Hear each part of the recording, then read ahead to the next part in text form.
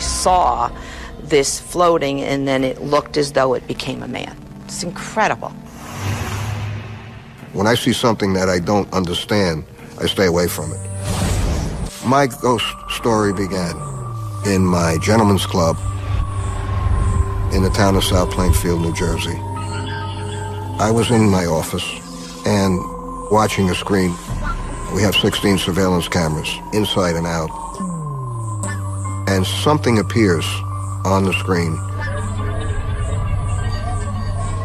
The image looked at first like a kid underneath a sheet, like a Halloween ghost. And it went all over the screen. And then it kind of changed into a figure of a little person that had a little head and arms and legs. My partner decided to go out to take a look at it. He went down the alley, went to where we saw this image, turned around and looked at it, and the image saw him. It actually hovered over him, watching him. When he turned around to look at the image disappeared into the ground. We just, were in awe. I took that footage to the local newspaper, and they said, it's controversial. One of the editors or writers knew a psychic that happened to live in South Plainfield, and she contacted her, and that was Jane Doherty. When I first saw the tape, I was shocked because I had never seen anything captured like that. Clearly, I could see there was a consciousness. For instance, it would leave when the vehicle arrived. When the vehicle left, it would come back. This happened 2 or 3 times during the course of that visitation that we had. It was just unexplainable. Jane felt that it was definitely something that she should investigate. That, to me, was definitely a spirit with a consciousness. So she actually comes to the club.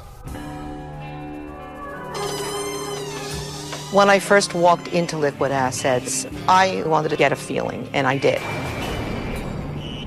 Walking in there, you can feel the energy. There are certain spots that had a heavier energy, so you know something was there. There was also some areas that were colder than others. You had a mixture of reactions from the girls. Ladies' room, particularly, where they would change. They would feel as though somebody's watching them. They had felt cold in there, and they had felt touched in that room. They were afraid, but they stayed because this was their job. I certainly wanted to speak to the security company because that in itself would be the one clue that could tell us whether it was real or not. It's not a bug, it's not a bird, it's not a bat, it's not a glitch in the system. We don't know what it is.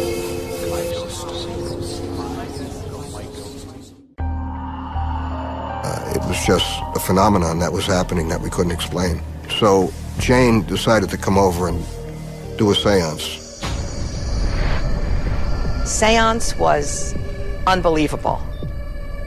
I had about 10 people there to participate. I was present at the time, among other people that she had chosen, and some people from the bar. People were starting to feel things. They felt pressure on their body, tugging at them.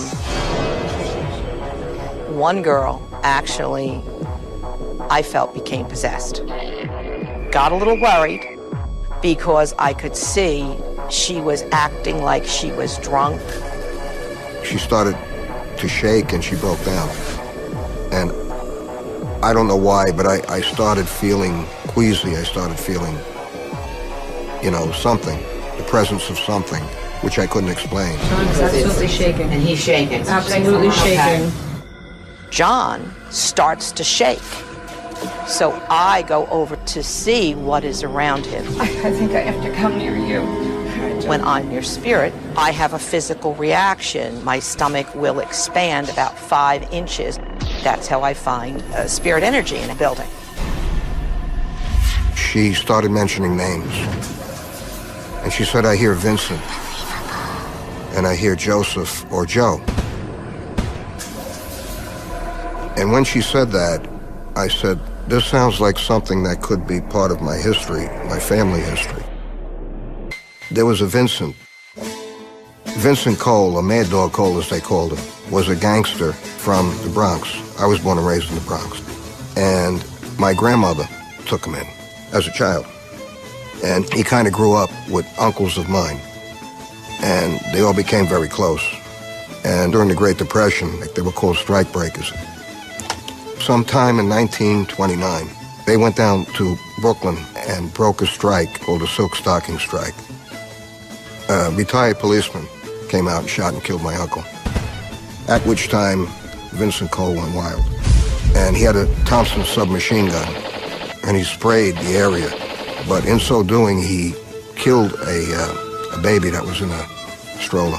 And so they labeled him a mad dog. John was totally overwhelmed, knowing his grandmother raised Vincent. And he would just shake his head. He goes, I can't believe this. It's like unbelievable. I said, this has to be my family. Why would they come here? And she indicated to me that they're looking to help me. I didn't realize what she was saying at the time, but we just had a tremendous amount of publicity after that. And as a result of that, I had a lot of business. And so what she said turned to be true.